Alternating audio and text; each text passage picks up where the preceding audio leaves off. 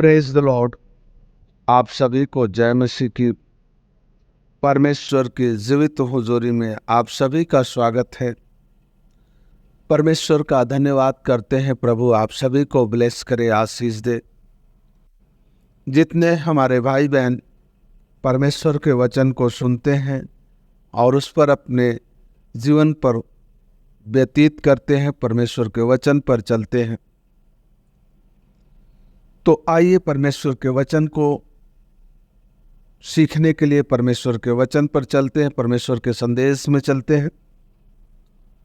तो जितने हमारे भाई बहन हमारे चैनल पर नए हैं वे हमारे चैनल को सब्सक्राइब कर लें, बेल आइकन को दबा लें और परमेश्वर के इस वचन को जब सुन रहे हैं तो पूरा सुने और सुन करके किसी अन्य भाई बहन के यहाँ शेयर भी करें।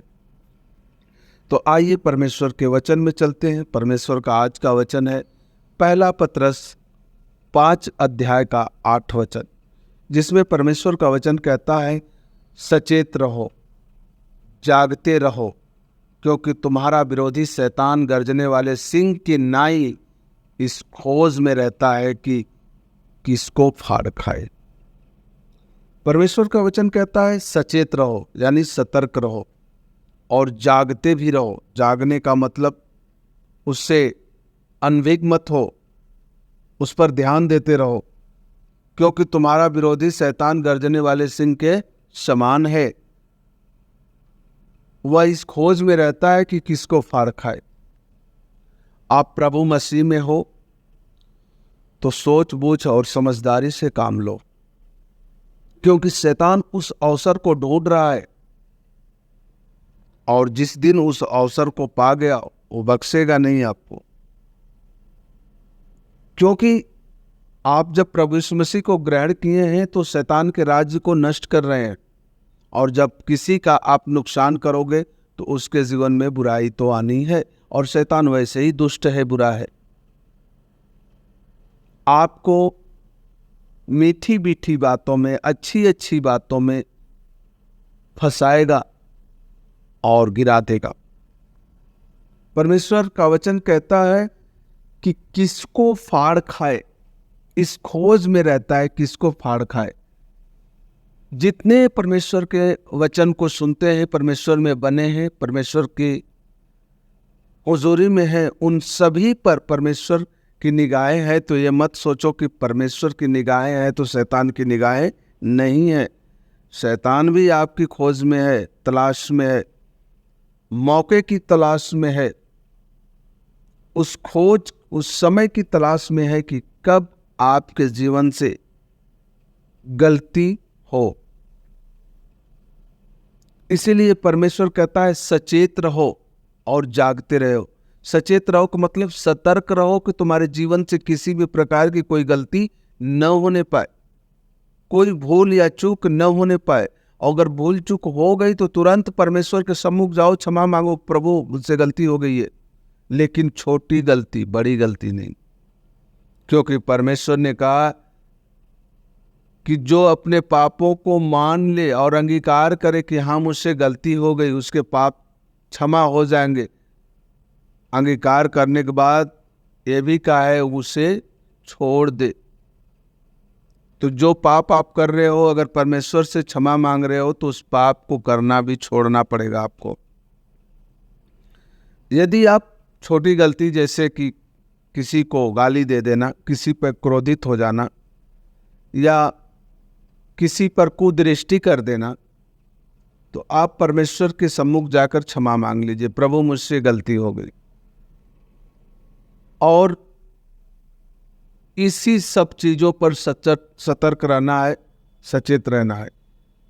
और परमेश्वर का वचन कहता है जागते रहो। जागते रहो का मतलब प्रार्थना में लगे रहो। परमेश्वर का वचन कहता है जागते रहो कि तुम जागते रहो, प्रार्थना में लगे रहो कि तुम परीक्षा में ना पड़ो। तो जागते रहो और प्रार्थना में लगे रहो। जागते रहो का मतलब प्रार्थना में लगे रहो।